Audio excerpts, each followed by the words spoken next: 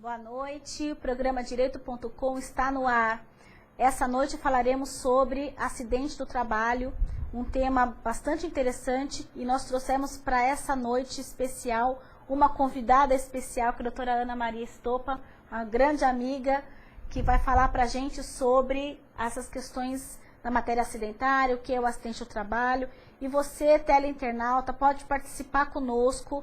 Essa é a oportunidade de você perguntar, de você interagir, de você participar conosco ao vivo aqui nesse programa Direito.com.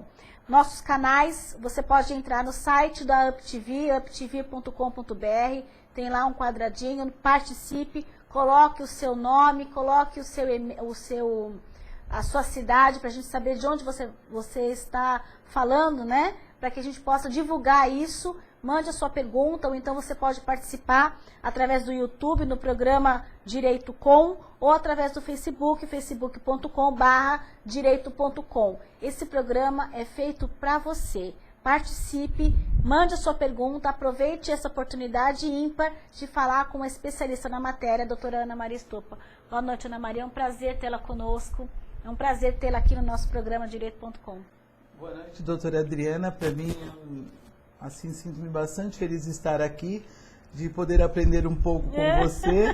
Quem vai aprender sou eu. E modestamente, aquilo que está ao meu conhecimento, e me coloco à disposição para responder aos ouvintes do seu programa. Obrigada, obrigada. Nosso programa tem uns parceiros, né?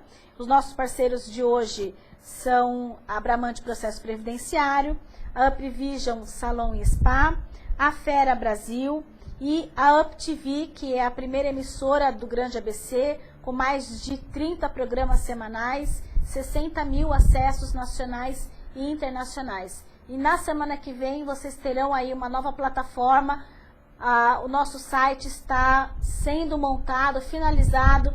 A semana que vem, se Deus quiser, se tudo correr bem, ele entrará no ar e você terá mais facilidade de acesso no nosso programa.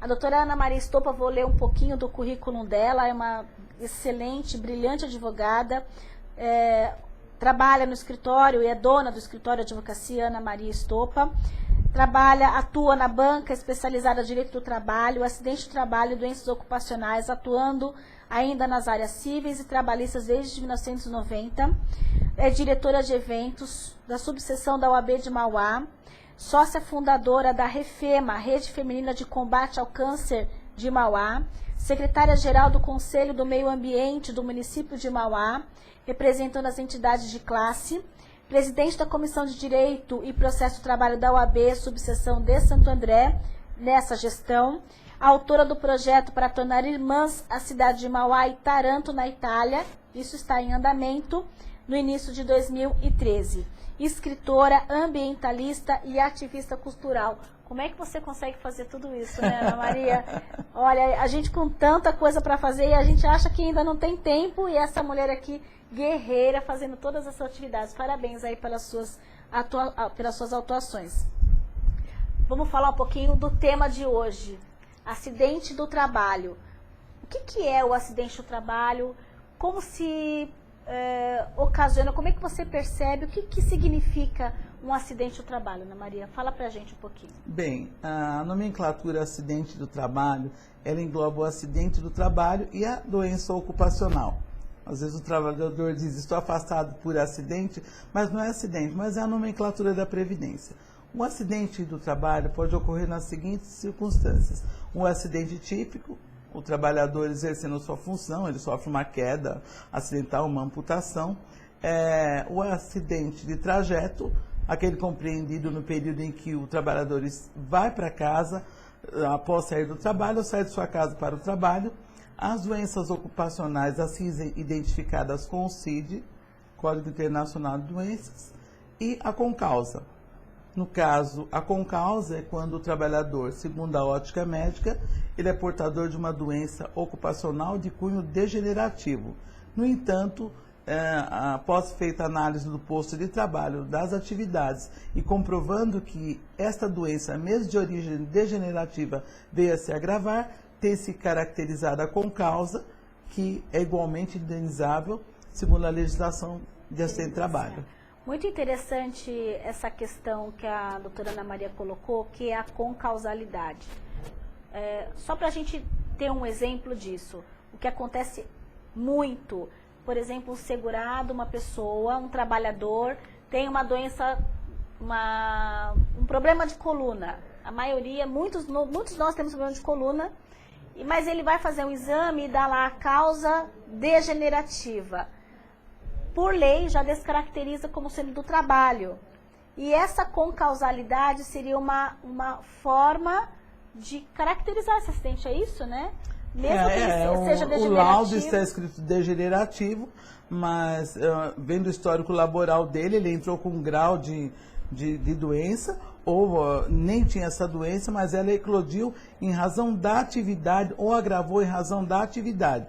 Ou temos casos também na literatura jurídica de gerente de banco que falece após um assalto, vítima de infarto. Infarto é doença ocupacional? Não, mas as circunstâncias. Ou o câncer.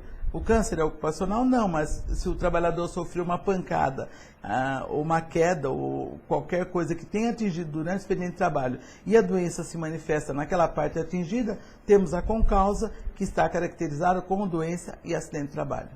Olha que interessante.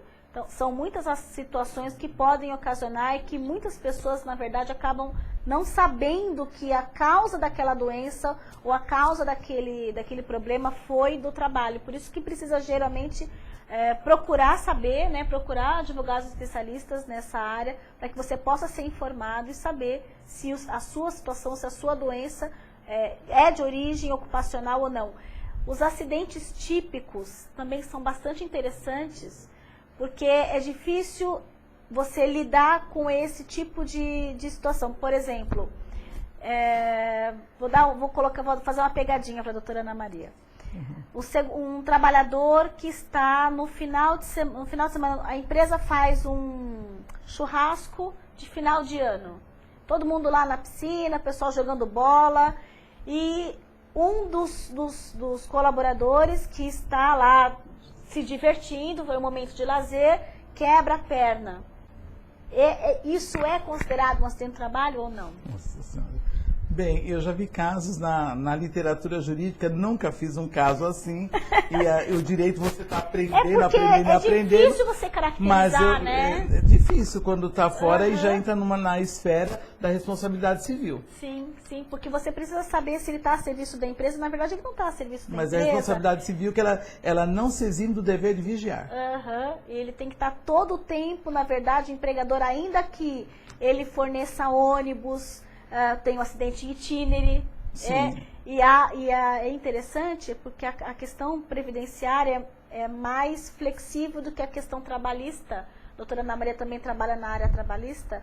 E aí a gente pode, por exemplo, se o empregador fornece o ônibus, mas se o empregado não quis pegar o ônibus e pegou um outro meio de transporte, mas se ele sofreu um acidente naquele período de horário, de local de trabalho, pode ser considerado um acidente em itinere? Sim, acidente de trabalho, sim. Aí nós iríamos para outra esfera da responsabilidade civil. Independente do meio de transporte que ele usar, se a distância entre a empresa dele, que ele trabalha, e a residência estiver compatível com o horário do acidente, ele está coberto pela legislação da Previdência.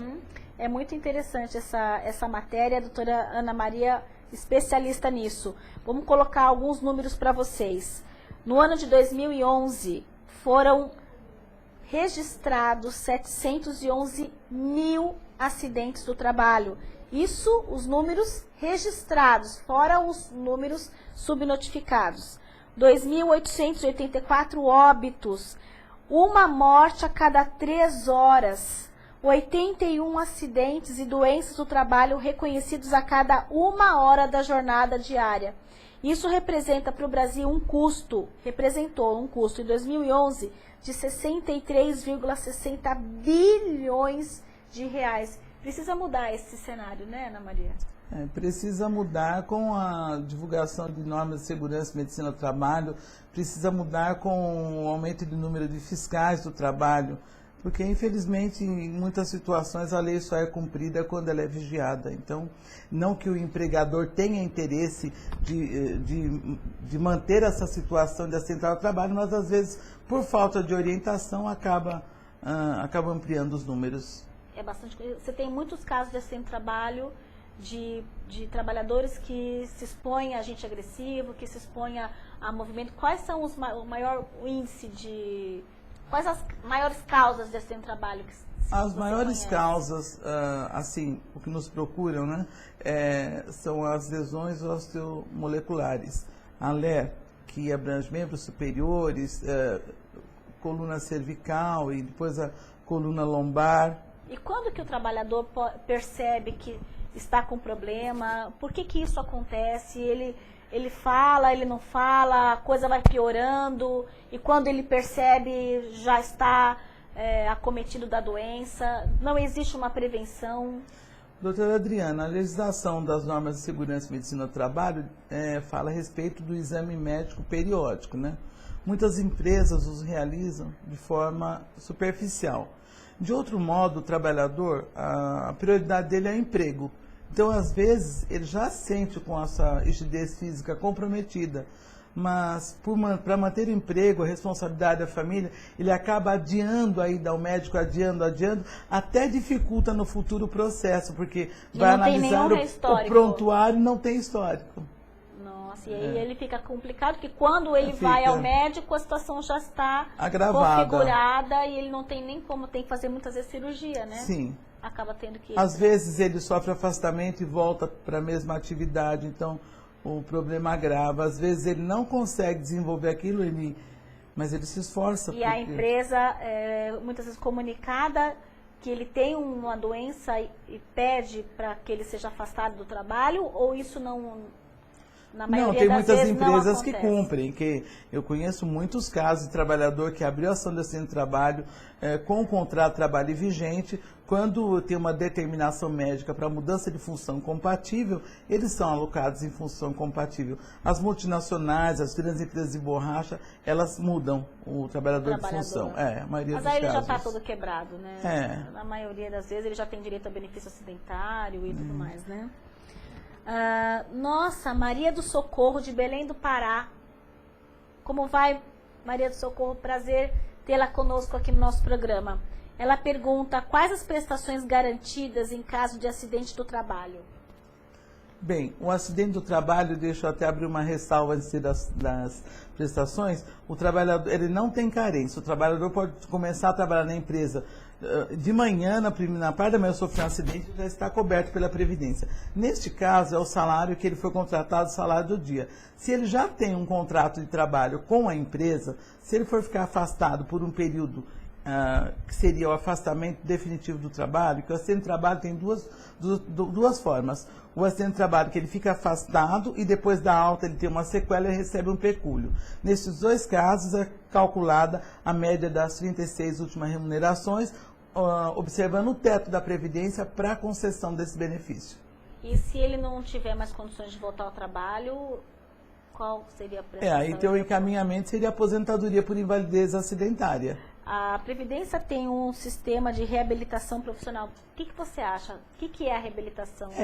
A Previdência, às vezes eles fornecem cursos, eles fornecem... E não funciona, né? Não funciona porque não é um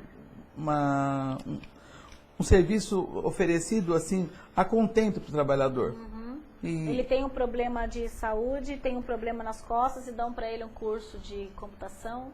Sim, dá um curso de computação, dá um curso de portaria, dá um curso que ele não tem preparo. Às vezes nós ainda trabalhamos com trabalhadores de baixa escolaridade no trabalho braçal e dificulta bastante. Uhum. Fora o estigma que muitas empresas não querem o trabalhador sequelado de volta, então aí tem um buraco na lei, nem a empresa quer e nem a INSS quer. A doutora que é especialista sabe do que eu estou dizendo. É o limbo jurídico previdenciário trabalhista. Sim. Ele vai para a empresa diz que ele tem capacidade. Não, que ele não pode trabalhar. Ele não pode trabalhar. E vai para o INSS, você tem capacidade laboral, e ele fica nesse limbo jurídico previdenciário. Meses, às vezes anos. O que tem havido agora, o Tribunal Regional do Trabalho aqui de São Paulo tem julgado muito interessante, é uma tese, na verdade, é uma discussão, mas que tem tido resultados positivos. A empresa remunera a empresa entra com uma ação contra o INSS para pedir essas contribuições de volta, o segurado faz uma perícia e verifica se ele tem capacidade laboral, aquelas contribuições estão de acordo, ele volta ao trabalho. Se ele tiver incapacidade laboral, o INSS assume o benefício e paga para a empresa as contribuições que a empresa repassou para o trabalhador indevidamente. É uma forma de proteger o trabalhador nesse limbo jurídico em que o INSS não quer assumir e a empresa, por sua vez, ela não pode assumir um empregado que tem um atestado de incapacidade laboral. Quem que responde? Sim, mas muitas vezes ela eles assume, estão como é que fica, né? Então. Estão aptos, mas para a empresa acaba sendo fácil jogar para o INSS, né? E aí ele acaba voltando para o INSS e ficando nesse limbo jurídico, né? O que acaba realmente atrapalhando bastante. O Paolo de Ribeirão Pires. Oi, Paolo, como é que vai? É um prazer tê-lo aqui no nosso programa. No período em que eu saio do trabalho até minha residência, eu estou nessa de tempo de saída. Mas se a minha empresa serve almoço no local e eu sair, e neste período acontece um acidente comigo, é considerado um acidente do trabalho? Sim, é considerado acidente de trabalho, dentro da jornada de trabalho, independente do local que o trabalhador almoçar, Paulo. Uhum. Você pode procurar, porque é considerado acidente de trabalho. A Previdência geralmente manda fazer um croquis de onde foi o acidente, o local do trabalho, o local do acidente, o horário do acidente, para estabelecer toda essa conexão entre esses fatos, para tornar e caracterizar o acidente in itinere, né?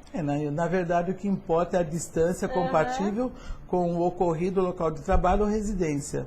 Não se ele estava em horário de almoço, não. É caracterizado. Perfeito, Paulo. João Roberto Matos, de São Paulo. Boa noite, João Roberto. Tenho uma microempresa e quero saber qual a providência que a empresa deve tomar quando o empregado é afastado por acidente de trabalho e não retorna na data marcada pelo médico. Tenho uma microempresa e quero saber qual a providência que a empresa deve tomar quando o empregado é afastado por acidente de trabalho e não retorna na data marcada pelo médico. Bom, aí eu que respondo para a doutora e para o nosso que está nos assistindo, aí se enquadra na legislação trabalhista da advertência, suspensão e justa causa. E na verdade, ele pode também fazer, mandar embora por justa causa, se passar de 30 dias, né? Sim, claro, abandono de emprego. Abandono de emprego. Agora, o que tem havido muito é, por exemplo, nesse caso, a empresa, por exemplo, manda embora por justa causa, só que ele entrou com uma ação contra o INSS pedindo restabelecimento em razão de continuar incapaz para o trabalho. Alguns juízes do trabalho têm sobrestado o processo trabalhista até que se saiba o resultado disso.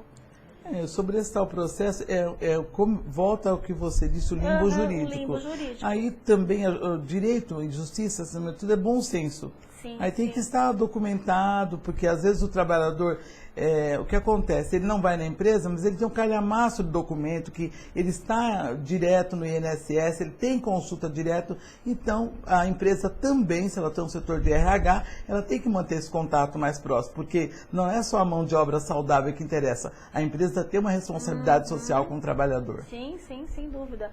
Quais os documentos que o trabalhador precisa guardar, o que ele precisa ter para ele poder fazer essa prova do acidente de trabalho? Porque aquele acidente que acontece num dia e hora determinados, isso é fácil, né? De identificar. Agora, aquela doença que vai prejudicando o trabalhador, como você falou, devagar, o problema de membros, de LER, que documentos que ele pode guardar? Um outro pilar interessante de citar aqui com relação ao acidente de trabalho é o nexo causal. Né? Porque o trabalhador, de repente, ele trabalha numa função que não tem movimento repetitivo e finais de semana ele pratica um esporte com movimento repetitivo.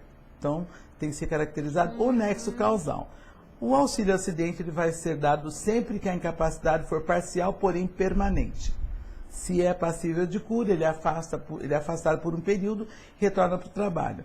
Os documentos são os exames, as consultas que ele faz no especialista, os exames periódicos, o receituário médico. cartões de fisioterapia, o exame audiométrico, dependendo da patologia, se for contaminação por chumbo ou benzeno, exames de sangue que comprovam a elevação a evolução da patologia, e são esses documentos que o trabalhador orientado guardar. Na verdade, ele deve montar uma pastinha e guardar essa documentação toda, né, doutora Ana? Porque... Eu oriento os meus clientes, quando eles vêm abrir processo no escritório, a nossa orientação é que ele tenha uma pasta na casa dele e uma pasta para ele andar nos advogados. Toda vez que ele vai a um médico, a um profissional, qualquer lugar, antes de entregar o documento na empresa, ele precisa ficar com uma cópia, seu poder, para mais tarde, quando ele precisar, e ter esse documento. O que acontece muito é ele levar o documento original para a perícia do INSS, o INSS fica com o documento e ele não tem uma cópia disso, ele acaba ficando sem o relatório médico, uma cópia do relatório médico. Aí ele pode haver uma cópia desse documento, pedindo uma cópia do processo concessório administrativo, mas demanda um bom tempo. Voltando, a doutora disse a respeito, tem o CAT, que já está identificado, mas hoje não precisa mais do CAT para identificar as doenças.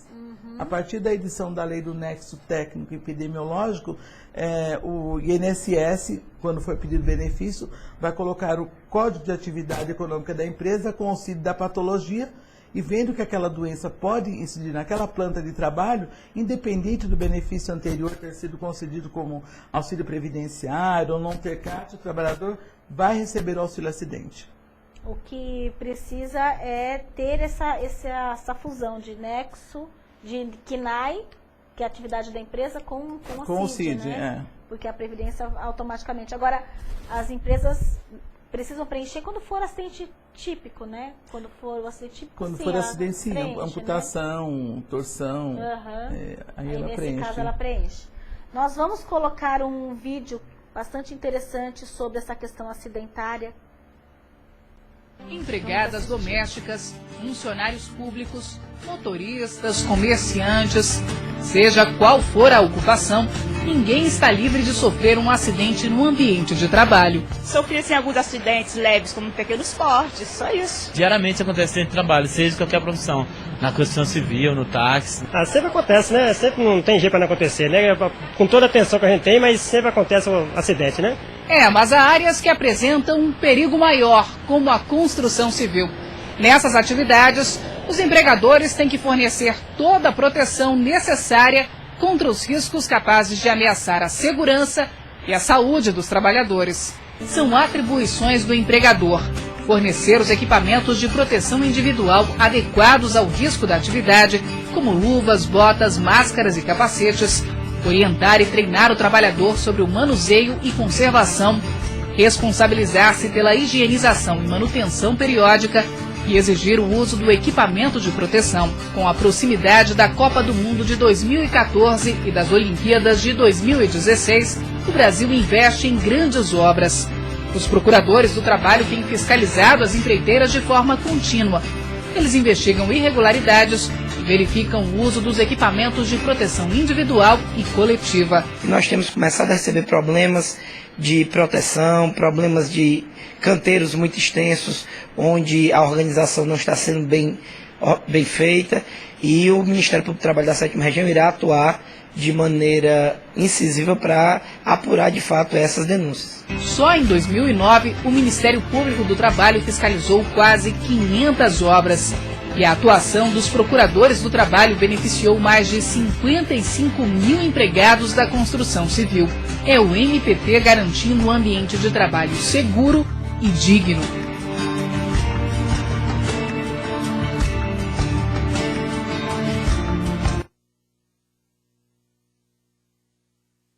A construção civil ocupa o 3º lugar no número de acidentes de trabalho, segundo dados do Ministério do Trabalho e Emprego em 2012. Esses números são reais, né? Sim, o Brasil está em primeiro lugar, tríplice posição na América Latina, e o quarto, comparando com a posição do mundo. Hoje, nós temos de doença ocupacional acima de 2 milhões de mortes anuais e de acidentes do trabalho 321 mil mortes, né? Depois que esses números deixaram de ser registrados pela CAT, o número de acidentes do trabalho, com essa nova sistemática da Previdência, de cruzar a CID, que é a Classificação Internacional de Doenças, com a atividade econômica da empresa, esse número aumentou. Só que, na verdade, não aumentou, eles apareceram, né? Aquilo que estava subnotificado acabou aparecendo de alguma maneira, né? Sim, ainda não é a realidade, porque tem os trabalhadores que não são registrados, os óbitos que são abafados, os menores que trabalham. Isso na construção civil, né, Ana Maria? Sim, na construção civil, eles são... Na construção civil e isso em nível de Grande São Paulo, mas se você analisar o que ocorre nas colheitas de cana-de-açúcar, que o trabalhador é colocado em regime de escravidão, nós tivemos em 2011 3 óbitos na região de Ribeirão Preto por exaustão. Nossa. O trabalhador, o acidente de trabalho, a causa da morte foi exaustão, quer dizer, trabalho excessivo. Meu Deus. É bem, não está notificado. E ninguém nem fica sabendo, né? Não. A diferença entre auxílio acidente e auxílio doença acidentário. Você poderia explicar pra gente o que seria isso? Seria auxílio, sim. Auxílio doença e auxílio acidente. Auxílio acidente, ele vai abranger a doença ocupacional e o acidente típico. Auxílio doença é quando a doença é de cunho degenerativo. Bem, quando o benefício concedido ao trabalhador for o auxílio doença, que é o B31, em tese a empresa não tem responsabilidade, o período que ele ficará afastado com esse código não conta para fins de aposentadoria, a empresa está desobrigada a recolher o fundo de garantia e aí não tem, ou ele recebe o benefício 100% e não tem o pecúlio. Ao passo que quando ele está afastado por auxílio doença ou auxílio acidente, ou mesmo que ele, no caso, o afastamento 100%, a empresa é obrigada a recolher o fundo de garantia, o tempo é contado para fins de aposentadoria e ele desfruta da estabilidade. Esta, de acordo com a convenção coletiva da categoria. Se a convenção coletiva dele determinar que é até aposentar, tudo bem. Para as convenções coletivas que não constam uma cláusula específica, aplica-se o artigo 118 da Lei 8.213/91, que são 12 meses de estabilidade após a alta médica. Então, na verdade, quem fica afastado em auxílio doença não tem estabilidade, a não ser alguma estabilidade da convenção coletiva de 60 dias, 40 dias, mas a lei não estabelece estabilidade nenhuma. O afastamento não, doutora Adriana, mas nós temos caso que o princípio da realidade fática, né, aplicado pelo trabalho, que o trabalhador está afastado por B31, mas a doença dele é ocupacional.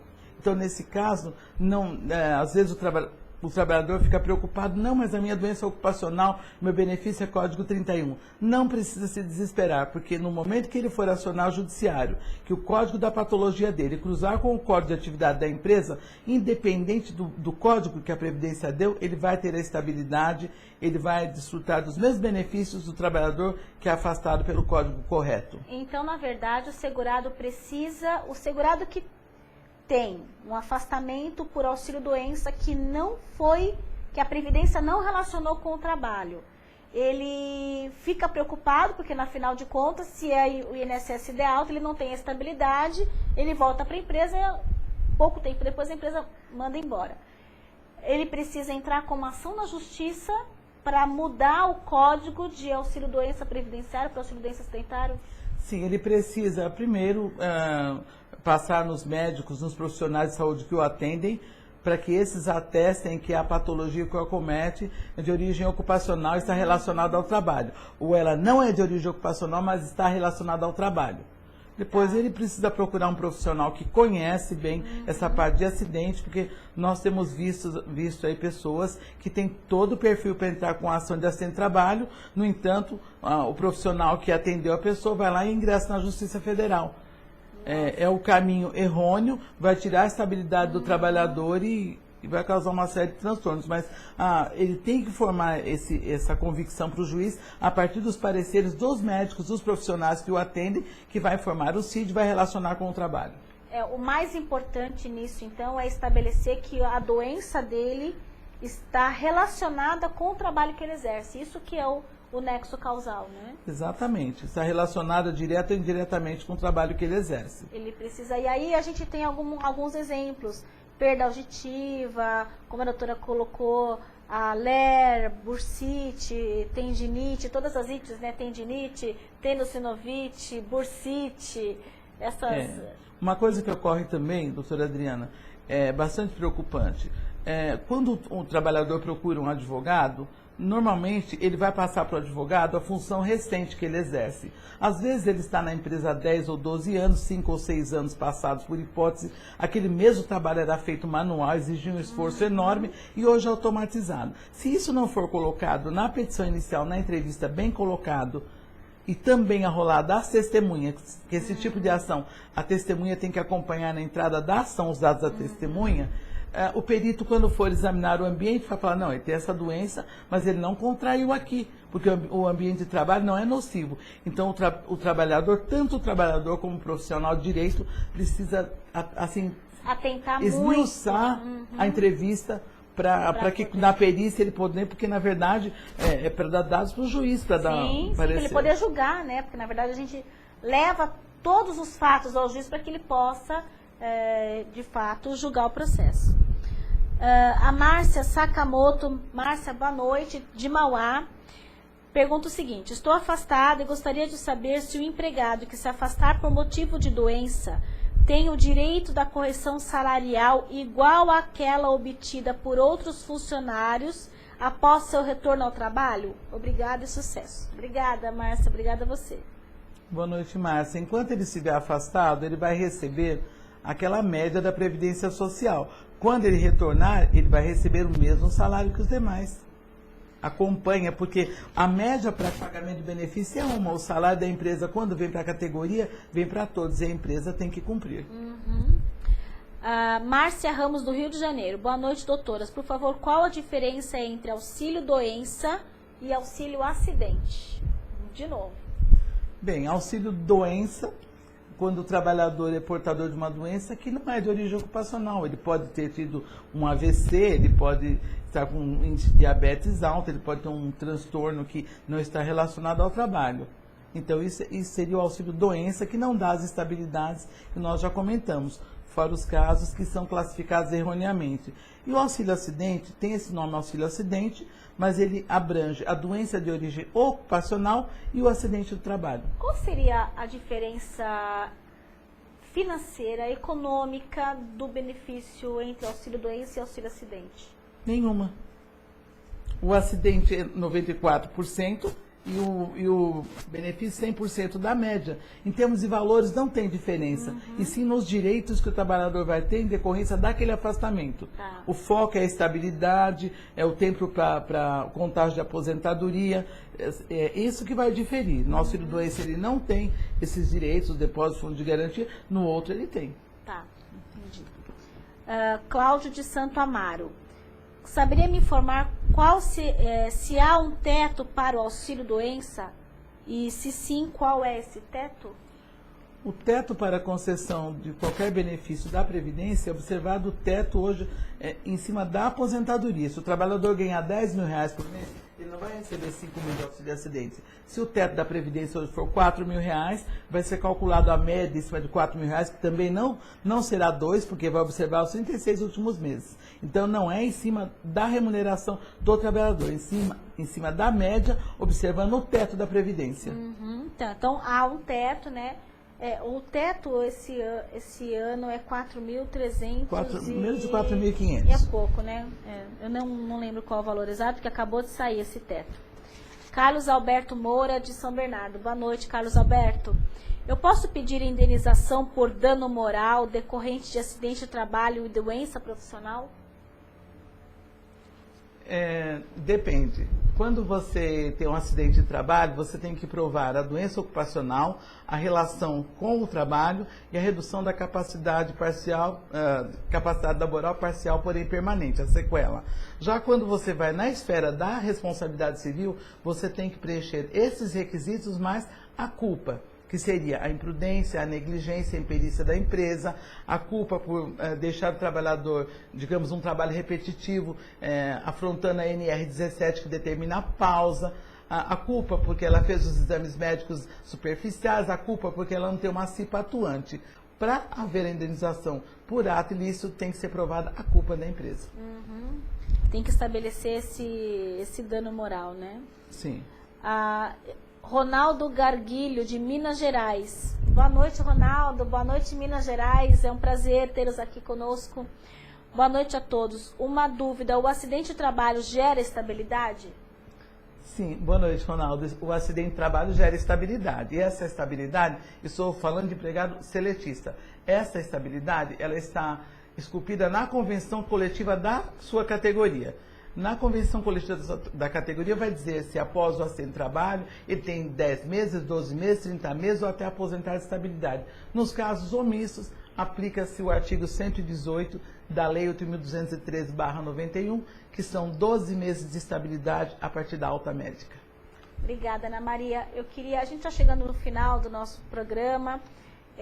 Queria que você contasse, se você se lembra de algum caso assim muito interessante de acidente de trabalho que você tenha trabalhado, que você se lembre, se você se lembrar de alguma coisa, sim, ou se você queira falar alguma coisa, você tem aí uns 2 minutinhos para suas o que nós temos verificado assim, o ano passado nós pegamos alguns casos, em torno de 6 casos, de empresas que contratam jovens de curso técnico no ensino médio, por exemplo, de robótica, de mecatrônica, e o jovem vai para essa empresa para fazer o estágio da sua escola de origem, e essas empresas acabam colocando o jovem para operar máquina.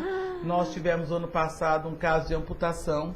Meu Deus, isso é parcial, um rapaz assim, bastante aparência, e amputou 2 falanges do indicador do dedo médio da mão direita. Um caso interessante de acidente de trabalho que nós trabalhamos, eu não trabalhei na ação, mas eu tenho conhecimento, foi um garoto hoje, um adulto de 12 anos, que ele trabalhava numa maceira de padaria e a mão dele foi triturada, assim, ele perdeu os 4 dedos de uma das mãos da padaria. Tivemos um caso também de jovem, uma moça, também menor, 15 anos, que nesse mesmo equipamento de pastelaria também perdeu parte dos dedos. Nossa, que impressionante, né? Nós somos os campeões de acidente do trabalho, e um programa como esse, que traz os números, que traz essa informação, eu acho que faz com que nós pensássemos um pouquinho mais, que o empregador pensasse um pouco mais sobre a proteção, sobre o treinamento, sobre a obrigatoriedade do uso dos equipamentos de proteção individuais, os equipamentos de proteção coletiva, para que os empregados não tivessem um número tão grande, para que não ficassem tão à mercê, né, desse número enorme de acidentes de trabalho que ocorre no Brasil. Realmente é muito triste saber de tudo isso, né? O jargão popular é fechar a porta depois que entrou o ladrão. Principalmente na área de prensas, onde ocorre, em metalurgia, onde ocorrem os maiores índices de amputação. O trabalhador sofre acidente, o equipamento desaparece do setor, na outra semana ele aparece com a proteção, para não se colocar nas mãos. E aí não tem como ele, até a defesa dele fica quase nula, porque quando o perito vai fazer a vistoria, não tem mais a máquina. Um caso bastante, assim, triste que chegou ao nosso conhecimento, também eu conheci a vítima, mas ele já estava recebendo benefício. Ele trabalhava em uma empresa na função de porteiro. Só que como ele estava há muitos anos, o salário dele ficou alto, então a empresa resolveu colocá-lo na produção. A empresa colocou na produção, sem preparo, sem orientação. Ele foi tirar um ferramental de uma prensa, ele perdeu da mão direita, e isso, olha, ficou assim. Ficou só com o indicador de ambas as mãos. E na época ainda que ele procurou o escritório para abrir a ação de responsabilidade civil, caberia, ele disse: doutora, eu não posso abrir, eu tenho uma filha especial e eu preciso do convênio da empresa. Nossa. É a impunidade sob a ótica da lei descumprida e da necessidade, em nome da fome. Que absurdo, né? Bom, pessoal, o programa, infelizmente, está chegando ao fim. Eu quero, agradeço muito a Ana Maria, muito obrigada pela sua participação, obrigada por ter vindo ao programa, obrigada pela sua contribuição, pelo seu carinho, pelo seu trabalho, um trabalho maravilhoso que você faz à frente das pessoas, à frente dos segurados, que vão te procurar, que buscam vitimados de acidente de trabalho, que hoje você faz um trabalho ímpar aqui na nossa região. Agradeço muito a sua participação, obrigada de coração. Convido você para vir sempre que quiser ao programa Direito.com. Obrigada, viu? Bem, Adriana, eu que agradeço você essa oportunidade. Eu também admiro bastante você, desde tão jovem, professor universitário, uma pessoa bastante humana.